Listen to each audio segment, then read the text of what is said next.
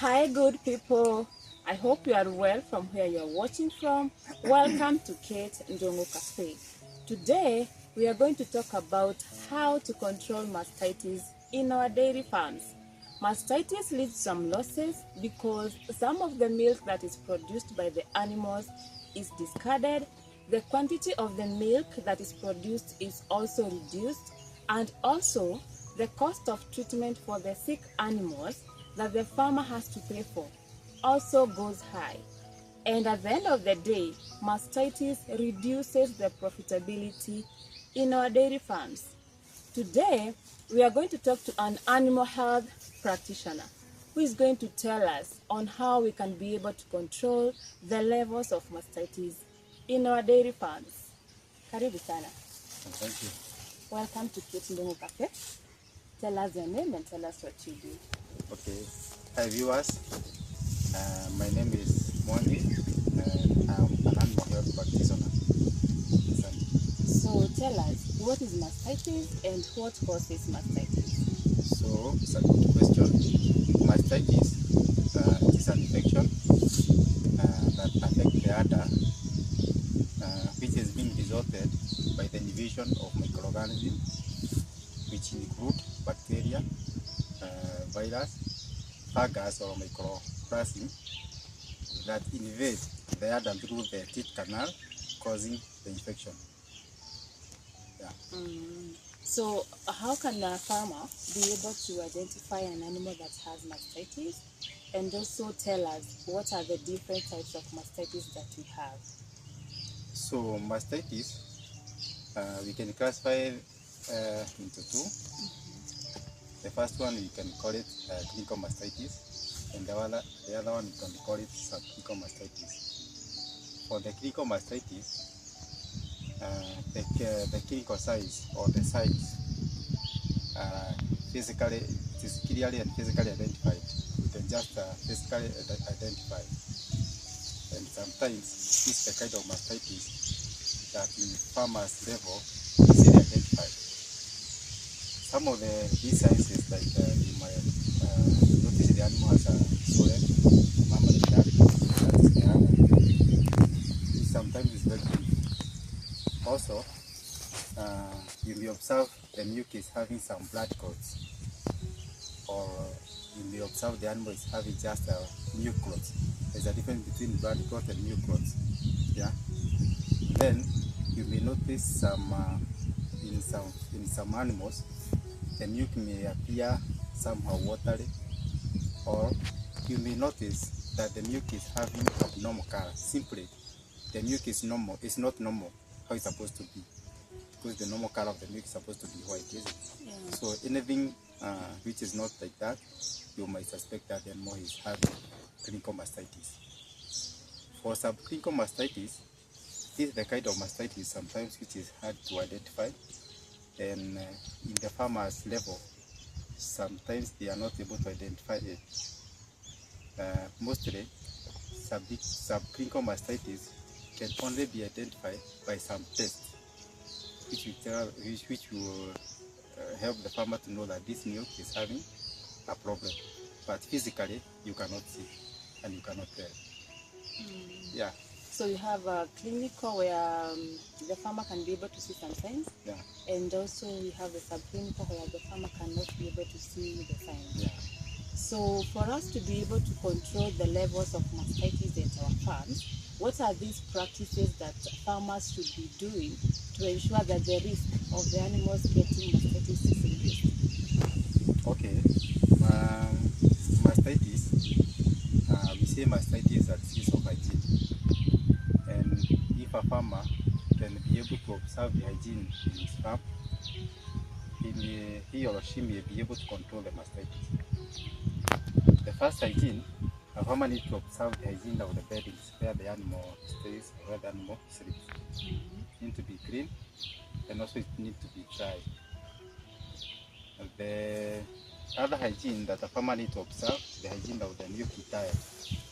Each animal needs to have its own milky tire, and after you have completed milking with that tire, you keep it. Then you go for the other animals and use a different tire.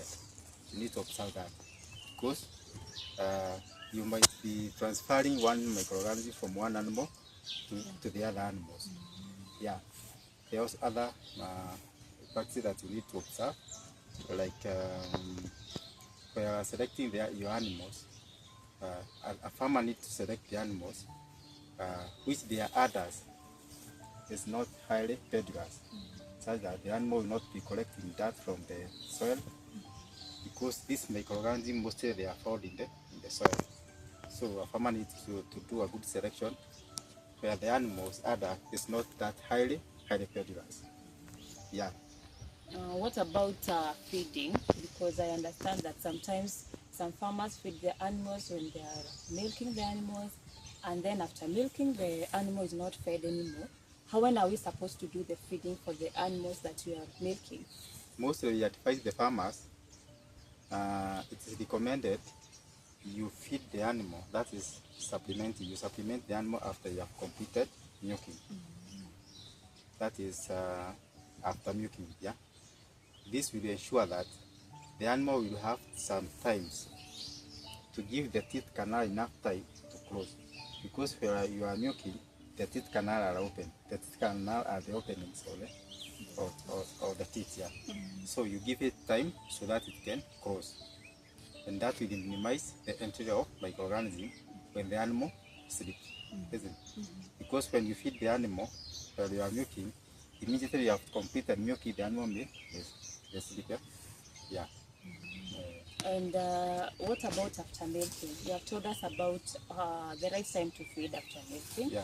Now, what about, is there something else that we can do after milking to be able to prevent the microorganisms from entering the teeth canal? So there are drugs we call germicide, and there are those which are effective, which we use immediately after you have milked the animal. We call teeth dip. What they do, they just close the entry. That's the teeth canal. They close that entry so that the microorganism will not get a chance to enter the teeth canal.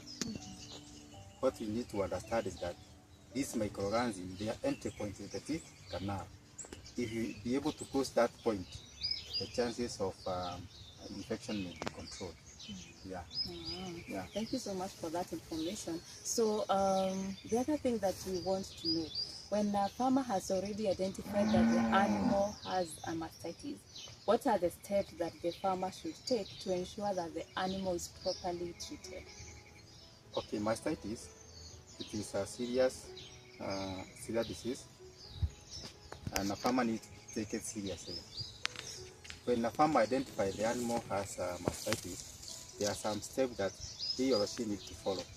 And the first step is to involve a veterinary to come and diagnose that kind of infection. The veterinary may advise the farmer that he or she may take the sample to the lab. There is a test which we call sensitivity test that is being done, which help the veterinary to identify the kind of drug that is supposed to be used. Because as I said earlier, mastitis is caused by various microorganisms. So at lab test is important so that you can know exactly what kind of microorganism that you are dealing with. And this one will minimize condition which we call, it reaches a point sometimes mastitis become chronic, or it becomes resistant to drugs. So using the lab will minimize the chances of resistance, and sometimes it's very effective. Yeah. So you recommend that when an animal identifies that the animal has mastitis, the best thing to do is to call a vet, but not the farmer to go and buy the drugs and administer the drugs himself. Yeah, some farmers make a serious mistake. A farmer notices the animal is sick, then they go to the nearest shop, they purchase they are called thermometer tubes. So they come and apply to the teeth, which sometimes lead to what we call resistance, because they do not completely clear those microorganisms. So it's the best way is to follow the right procedure. Those shortcuts will lead a high economic loss. Yeah. Thank you so much for that information, and thank you so much for coming. and informing us on how we can be able to control mastitis in our farms. So there we are, guys.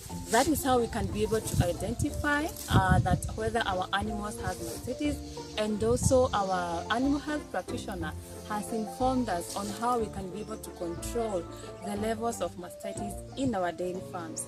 That is it for today. Until next time, bye bye.